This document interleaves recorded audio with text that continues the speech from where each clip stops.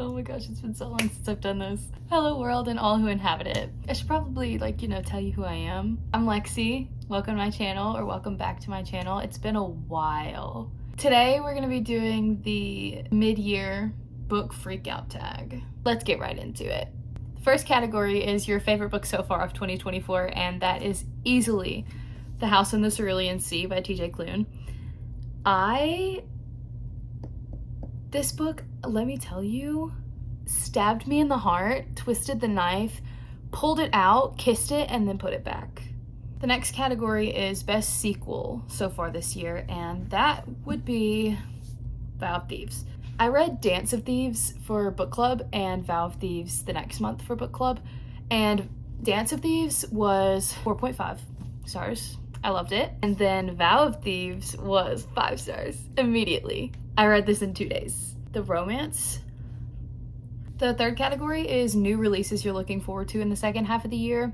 The one that I'm looking most forward to this year is Nothing Like the Movies by Lynn Painter. I am so excited to get to read about Wes and Liz again. Oh my god. You guys don't even know. I finished Better Than the Movies a few years ago and I sobbed at the end because, tiny spoiler alert, him listening to her play piano from her back porch. I'm also super excited for the new Hunger Games book. That's in 2025, I know, but I can't not mention it because, oh my god, we get Hey Mitch's games.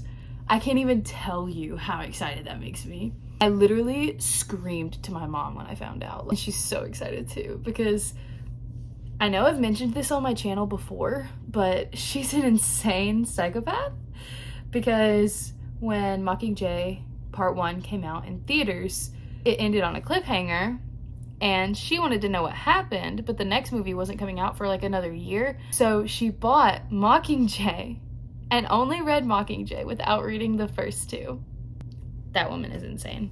The next category is biggest disappointment so far this year, and I don't want to put this there because it wasn't really a disappointment. I still liked it. I rated it 3.5 stars, but it didn't live up to the hype that everybody put around it, and that is Divine Rivals by Rebecca Ross. I don't know. I liked it, but I wasn't as impressed with it as I thought I was gonna be, because everybody was raving about it and everybody was like, 5-star book, you have to read it right now. And so we read it for book club in January, and I know that some of the people in book club really liked it, but I guess to each their own, because a lot of people say that they don't like the second one as much, and I liked the second one more. I don't know. The next category is biggest surprise of the year, and I have 2 for this one because I can, because it's my video and I can do what I want. The first one is I'm Glad My Mom Died by Jeanette McCurdy. I don't know what possessed me to read this book, because I don't read nonfiction very often, and I don't read memoirs. That's the first memoir I've ever read. They just haven't ever interested me, but I did listen to that one and I liked it. I didn't rate it. I'm not gonna rate memoirs. And then my other big surprise is Every Heart a Doorway. I got a used version because I bought it through my school, because this was another one that I had to read for school. This one was really fun. I only rated it 3.5 stars, but that's not to say it wasn't good. 3.5 is still a good rating. But I did listen to this one. I finished the audiobook in 2 days. I wasn't expecting it to be a mystery. I also went into it knowing absolutely nothing about it, so maybe that was on me. So next category is favorite new author of the year, either a debut author or a new to you author. And I don't think I've read any debut authors this year so far, but my favorite new to me author, I struggled to choose between Ali Hazelwood and TJ Klune because I loved both of those books. I read Check and Mate by Ali Hazelwood for book club, and that will be mentioned later in this video as well. And I rated them both 5 stars. And even though The House in the Cerulean Sea has been my favorite of the year so far, they're both 5 stars, but not all 5 stars are equal. I did like The House in the Cerulean Sea more than Check and Mate. However, Ali Hazelwood's writing is so good. I think I'm gonna have to say her for that one. The next category is newest fictional crush. I gotta say Nolan. What are you talking about? Jace is right there.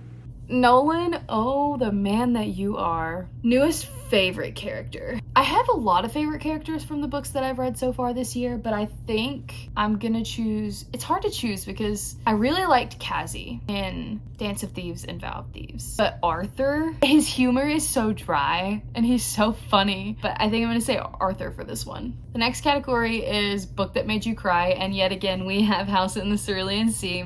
I cry pretty much at any book. Check and Mate made me cry. Divine Rivals, Ruthless Vows made me cry.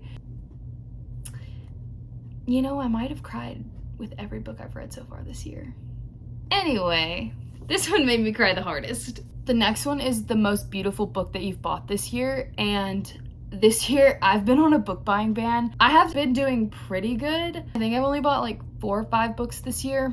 I think The Odyssey is the prettiest one that I've bought so far this year. I saw this and I was like, I gotta, that's beautiful. I love to stare at it. I'll give you a moment. Okay, moving on. Our last category is books that I need to read by the end of the year. Hang on tight because we have quite a few in this category. First one, 11/22/63. I saw Haley Pham post about it in her YouTube video. First of all. Second of all, history. I love history. Like, historical fiction is one of my favorites, and so is sci-fi. So this is about a guy who tries to go back in time and stop the JFK assassination. So I'm very excited to get to this one. I don't know if it'll happen by the end of the year, but it's on my list. I co-own the Little Library Book Club with my best friend Kate. If you want to join it, the link will be in the description. We have lots of book chats and then other chats that have nothing to do with books. We're just like a big BFF group chat over there. So if you want to join it, the link is in the description. But this was last month's book that I didn't get to. So now we're getting into fall. These are books that I want to read in the fall. Howl's Moving Castle. I've had this one for a while, but it's been like on my radar the past couple months. This just feels like a fall book to me. So I think I'm gonna save it until at least like September. This is another one that's like super fall vibes to me. This one could even be like wintry for some reason to me. This is Arthurian legend retelling, and if you know anything about me, my favorite show in the world is Merlin. That is my comfort show. I will rewatch it over and over and over. So anything to do with Arthurian legend, I love.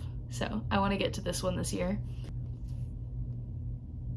If you didn't see this one coming, I don't know, maybe you're just not chronically online. I am gonna buddy read this one with Kate. We plan to start it in September. We have to get to this one this year. Tomorrow and tomorrow and tomorrow. I don't know what it is about this, but I've just been, from the second that I saw Haley recommend it, I was like, that's my book. I'm gonna rate that 5 stars. I have high hopes for this one. I don't know very much about it, so I don't have super specific expectations going in it, but I do feel like I'm gonna like it.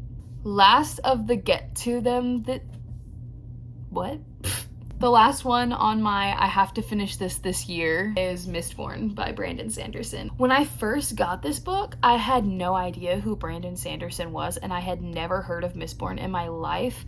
And then since I've had this, I've seen so much about Brandon Sanderson and like how he is like the legend of fantasy, and he's this like really good author who's been around forever. And I was just like, oh, so I know nothing. I actually got this as a blind date with a book, and I read the back of it and I was like, wow, that sounds really interesting from this author I've never heard of before. I wonder if I'll like it. And then I never read it. And then I've heard an insane amount of things about Brandon Sanderson. So yeah, I feel like once I read a classic and a Brandon Sanderson, then I'll be a true reader. There's actually 2 more sets of books that I want to read by the end of the year, but I've already read them, so they are rereads. I want to reread and annotate Fourth Wing and Iron Flame before Onyx Storm comes out. And I also want to reread and annotate the Hunger Games trilogy before Images Games comes out. I don't know if I'm going to reread Ballad of Songbirds and Snakes. I just don't feel like I need to reread it before Images comes out. So I'm probably just going to reread the original trilogy, and I'll probably do a vlog for that and annotate. Look forward to that if you want to stick around. Other than that, I have no other thoughts. I have nothing left to say. So thanks for watching today's video. I hope you stay a while.